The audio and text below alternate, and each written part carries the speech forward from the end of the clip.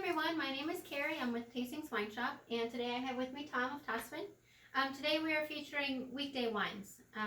So these are wines that you can drink throughout the whole week while you're cooking, when you're just hanging out at home. I know sometimes you want to drink something special, but you don't want to pull from your own little collection of wines because it's just not that time yet, right? We're still in quarantine. There's nothing quite yet to celebrate.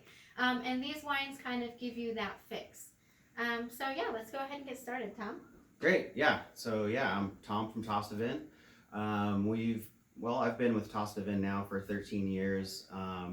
The owner Steve has had the company for almost 20 now, and our focus is mainly on Italy and Walla Walla. So pretty eclectic. And then we kind of fill in the perimeter with Spain, California.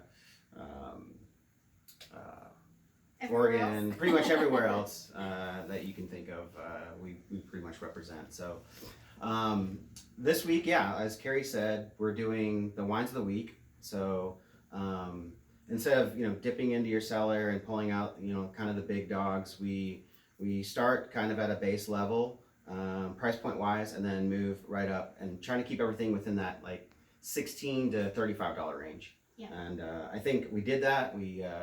We have wines that over deliver at that price point, and so we're going to start with a pretty easy drinking yet versatile white from the Alto Adige. Yeah, I'm super excited. I love this wine. So this is Pinot Bianco from Alois Legator. One of those historical, been around since the 1800s. Now we're on to Alois Legator the Fourth. Actually, his son Clemens was here last year. We were lucky enough to do a dinner. Sarah got to come and pair the wines. They make red and white, but we're featuring the Pinot Bianco tonight. It's a wine that's grown at a little higher elevation than the Pinot Grigio. So when we're talking about the Alto Adige and Magra in general, where the winery is, you basically drive up the autostrada and you've got Dolomites on either side. And you're driving up the autostrada, it runs right through the middle of the valley, which is only a couple kilometers wide. It's actually visually, it's unbelievably striking. Yeah. It's amazing. So you got these white peaks. So keeping that in mind, you are going to get a lot of limestone out of this wine. And it's there. Yeah. You definitely get the limestone, but I also get a lot of fruit. Yep. There's, I think green apple, green pear. It's a little peachy. Yep. I was getting some unripe like white peach, like a little bit of quinine in there. Yeah, it's delicious. This is definitely a wine that I would actually have while I'm cooking, and then save maybe one of these reds maybe for dinner. But this is definitely just like a chill back, relax. I had a long Monday and I want a glass of white wine that is really good, and this is that to me. Yeah, no, I envision this as you open this while you're prepping, while you're chopping all your veggies, and then that can go any day of the week. So this is more of a Monday through Sunday, kind of a beginner wine, or pair it. I had some Richard's Takeout. Little shout out to local, support local, you guys. Yes, while you so can. fun. Everybody's still open for curbside service. So the shrimp and risotto cakes from Richard's. That would be so good. It's really good. Yeah, you get the richness of the risotto with the cheese and that seafood. Like, just works really well with the Pinot Bianco. Yum. So.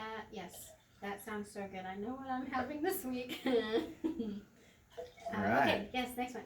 Cool. So moving on to Tuscany. So we're just heading a little bit further south from Alto Adige, and we're gonna have some Sangiovese from Scansano. So this is Losa. The parent winery is Poliziano, which I think in town a lot of people are familiar with the Vino Nobile that they make, which is Sangiovese based wine from Montepulciano. So this is Morellino di Scansano. So Morellino is the local term for Sangiovese. Scansano is the region.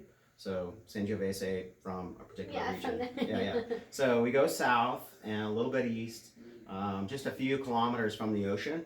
There's some elevation here. So it is typically a very warm region. So you tend to get riper wines. They do grow in Marema, the greater DOC. They grow a lot of Bordeaux varietals, so Cab and Merlot. This happens to be 85% Sangiovese. So while it is Sangiovese, I think it's light on its feet. Yeah. Oh, yeah, I definitely agree. It is. And it's very like, I get a lot of menthol. It's kind of dusty to me too. Mm-hmm. And that it's not far from the coast, you said, and I kind of get some of that like coastal influence in this wine. A little salinity. Yeah, I get that kind of yeah, on the I nose, get like it. a little saltiness. Yeah, Yeah. for sure. So it's it's just a couple kilometers. It gets those sea breezes, and that's what keeps this vineyard in particular. It's an